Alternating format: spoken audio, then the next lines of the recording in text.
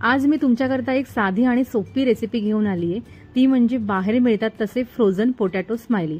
तर चला पटकन रेसिपीला सुरुवात करूया। आता पोटॅटो स्माइली बनवायला जे बाहेर मिळतात तसे त्याला मी इथे बटाटे उकडवून त्याला छान असं मस्त मॅश करून घेतलेलं आहे। हे बघा, मी बघू शकता। आता हे आपल्याला एका पसरट भांड्यामध्ये काढून घ्यायचे। आता एका पसरट भांड्यात काढल्याच्या नंतर इथे मी यूज करते कॉर्नफ्लोअर। हे सर्व इथे ऍड करून घ्यायचे। थोडेसे ओरिगॅनोने टेस्ट जरा छान येते। बरोबर चवीपुरतं मीठ। हे सर्व आपल्याला हातानेच असं मस्त एकजीव करून घ्यायचे।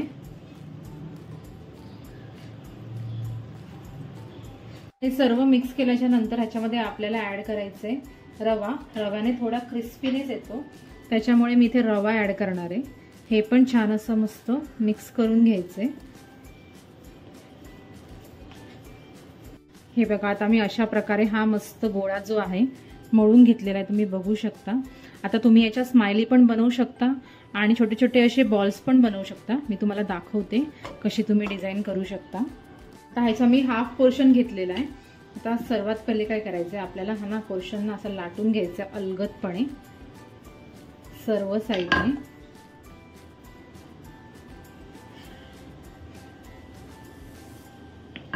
आता याला आपल्याला शेप देऊन घ्यायचा। तर माझ्याकडे हे कुकी कटर आहे, तुम्ही झाकणाने केलं तरी सुद्धा चालेल। मी कुकी कटर आहे म्हणून ह्याच्याने असा शेप देऊन घेते। छान असे राऊंड कट करून घेते। हे बघा अशा प्रकारे। आता माझ्याकडे ही एक स्ट्रॉ आहे, तुमच्याकडे जर ही स्ट्रॉ नसेल तर तुम्ही एखाद्या टूथपिकने केलं तरी सुद्धा चालेल। तर मी या स्ट्रॉने आता इथे म्हणजे डोळे काढून घेते। बघा अशा प्रकारे।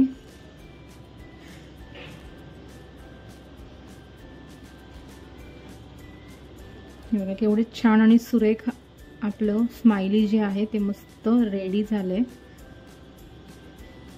हे बघा, आपले सगळे जे आहेत स्माइली ते रेडी झाले। आता याच्यामध्ये आपल्याला ह्याचं तोंड काढायचंय, तर आता आपण ते पण काढून घेऊयात। आता इथे आपल्याला स्माइलीचं तोंड काढायचंय, तर मी इथे एक चमचा घेतलेला आहे। तर चमचाला असा उलटा करायचंय, हे बघा, आणि अशा साईडने तुम्हाला हे छान असे मस्त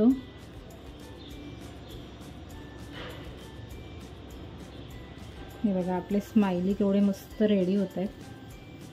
आता आपल्याला दुसरी डिझाईन करायची, त्याच्याकरता मी इथे आपल्या डोचा असा एक छोटासा बॉल घेतलाय। त्याला असं ह्या साईडने दोन्ही साईडने असं प्रेस करून असं मध्ये प्रेस करायचंय।